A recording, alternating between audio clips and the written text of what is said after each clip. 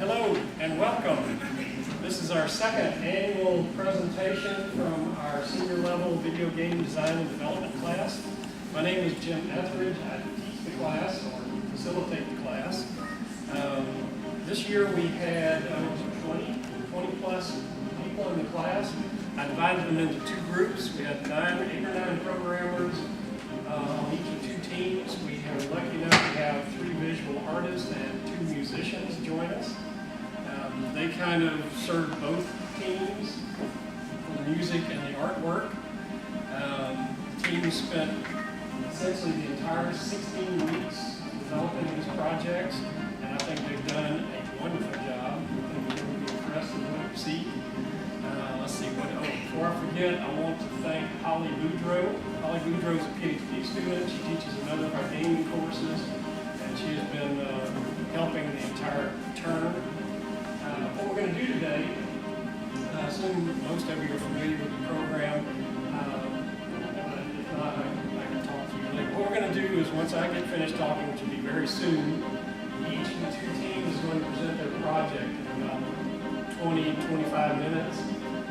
Show you what they did. Each of the programmers is going to talk a little bit about the part they played in the development of the project.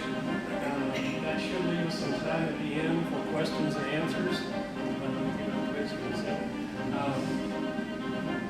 So feel free at that point if you have any questions of any of the programmers or teams or me or whatever.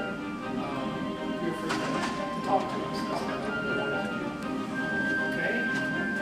I guess we're ready to get started. The first team is the undergrad All-Stars, and their project is called Steam Out.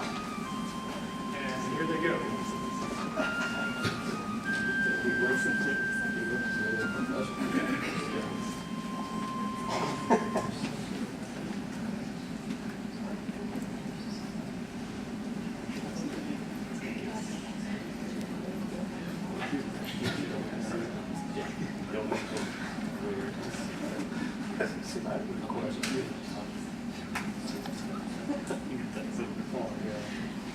Good afternoon.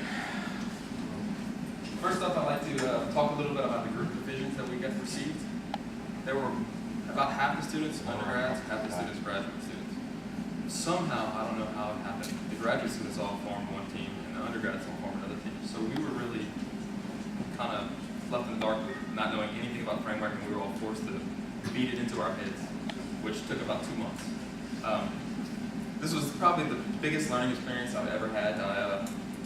Everybody that was involved, we had no idea what to do. Didn't know where to start.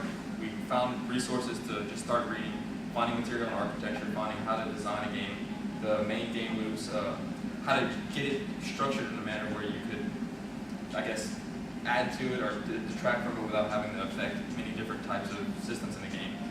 Ryan worked on networking. He's the guy that's underdressed.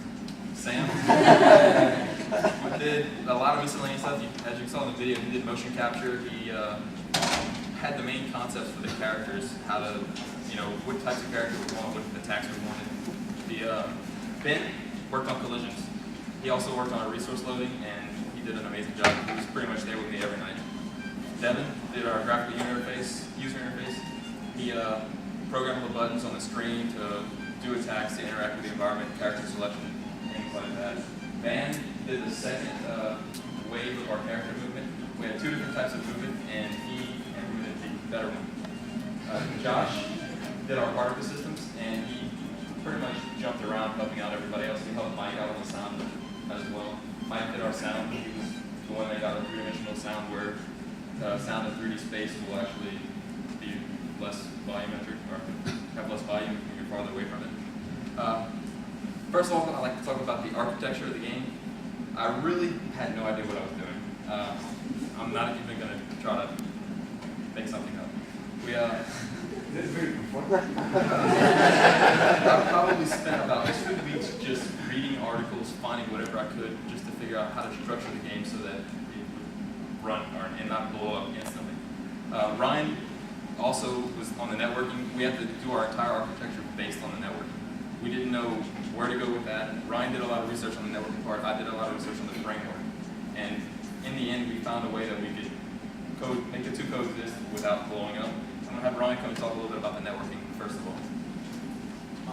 Yeah, like you said, the structure was complicated.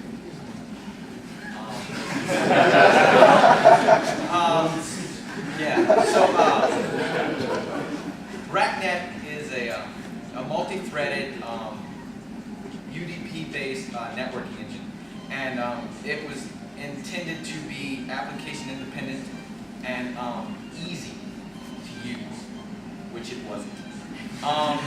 It had, I mean, they have videos and tutorials and stuff online, and it's not exactly friendly.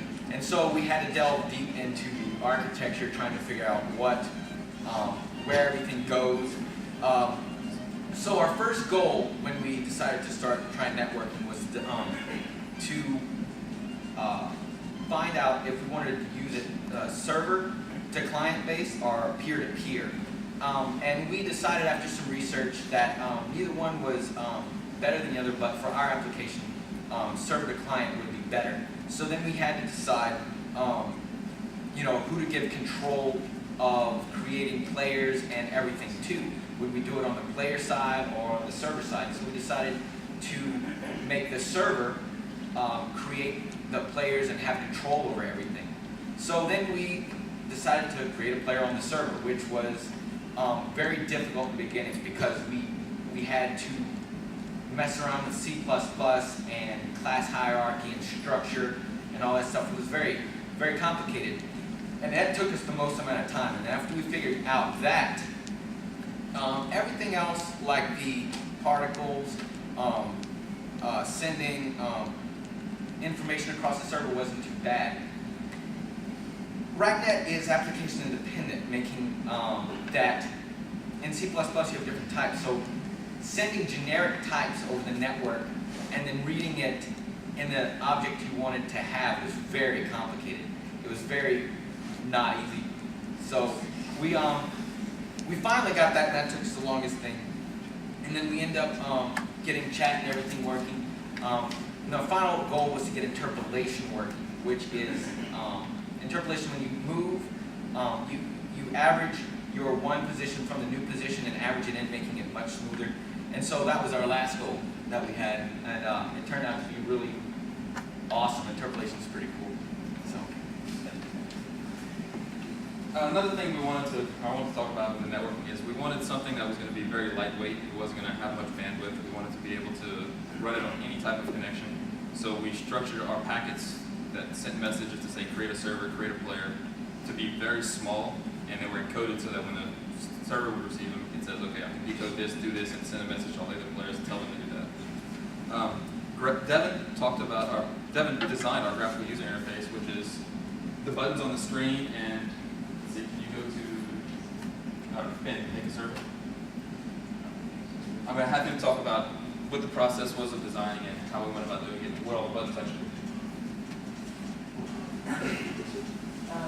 Basically, we wanted to keep our steampunk design with the gauges, the meters, little things there. Up here, we have, which didn't make it into the field, but basically these are HP, TP, and guard meters, which what they'll do is they'll receive a value from the server and then update the image based on what your HP or what your guard and TP is at that current time. It will display that image accordingly.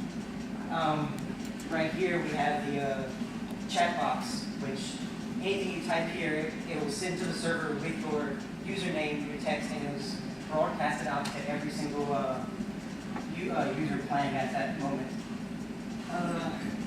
Right here we have all the buttons, which basically does everything that what you can do with the keyboard, except you're not reliant on the keyboard, where you just click these buttons and it will do the ability that you want it to do. As well as we also, which you can't see right here, which is targeting, is when there's a player on the screen, you can click on the actual player and it'll find the closest one to you and target it. And then from there, that's how you do all of your abilities, either from the keyboard or the GUI.